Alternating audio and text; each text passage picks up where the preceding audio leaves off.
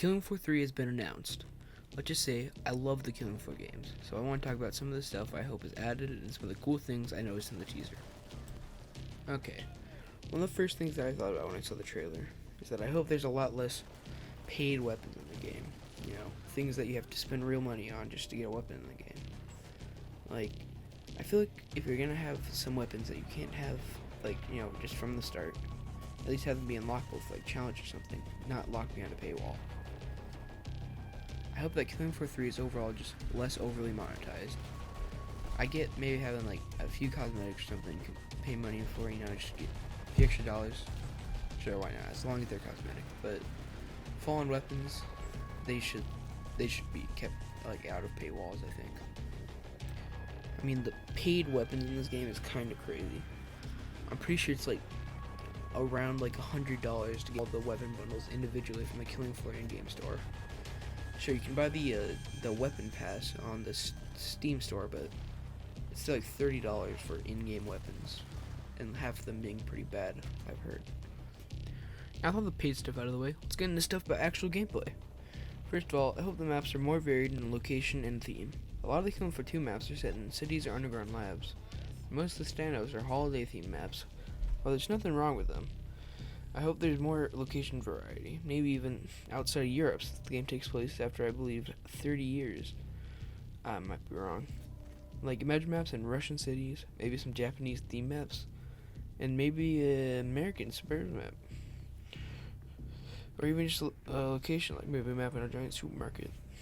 And speaking of maps, I hope they continue having mod support with custom maps and such.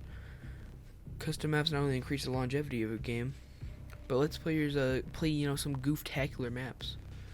But also lets tripwire and community maps they don't ever feel like making maps anymore. Also hope they remake some old fan favorites from Killing Floor 1 and Killing Floor 2, like West London by Oxlab from KF1, Elysium, or maybe Offices.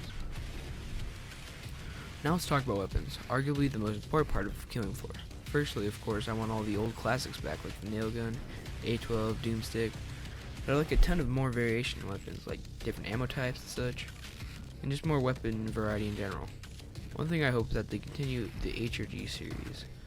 If they do it, in Killing Floor 3, I hope they make the weapons look more unique instead of just being the same model with a white and blue texture slapped on. I also hope they do more crossover weapons like the Dwarf's Axe in Killing Floor 1 and the Zweihander in KF2. I also hope there's some kind of reward in KF3 for KF1 and KF2 owners, kind of like the Killing Floor 2, at least on PC. If you own KF1, you get Classic Briar and Classic Masterson. Speaking of them, I hope they're back. The best characters in the entire game. I think I mentioned it earlier, but I think Killing Floor 3 should have some unlockables. It would give more to, like, an award to players who've been playing for a long time. Even if they're, like, smaller things, like just more cosmetics or something. You know, like, they kind of have this with the Killing Floor 2 challenges, but, like, maybe you can have, like challenges to unlock, like, maybe some, like, you know, just weapon skins instead of, you know, the Vault Dodge, which I just don't really like that system that much, TBH. God, did I just say TBH out loud? I also hope with the music they bring back Zythetic. He's made some of the best songs in the game, like Containment Breach, and a lot of the KF1 songs are just really good. I hope they in Killing Floor 3 they have that same style of music back if they bring him back. Something else I gotta mention that I noticed from all the trailers and the screenshots on Steam, it really gives me kind of a Doom Eternal vibe with the art style. And also kind of with the music that you heard in the Flesh Pound trailer. So, and also in the in that teaser, there's like a clip that kind of looks like a Doom Glory Kill. I think that'd be a really cool game mechanic. Maybe like a Berserker ability you can do. I kind of hope it has the Killing Floor 1 more grounded movement, kind of slower. You know, it made Killing Floor 1 feel a lot more tense, knowing that you couldn't just run away from all those Zeds most of the time.